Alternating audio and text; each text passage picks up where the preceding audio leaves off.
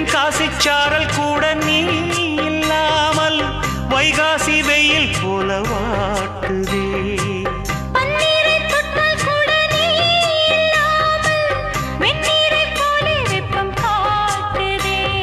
மையளந்த கண்ணும் என் கையளந்த பெண்ணும் மின்சாரம் பாய்ச்சுமா.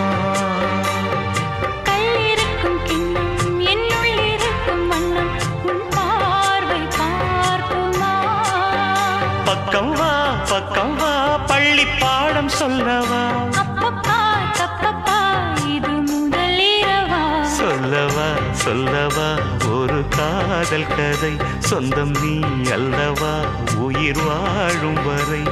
என் மூச்சிலும் என் பேச்சிலும் உன் பாடல் கேட்கும் தினம்.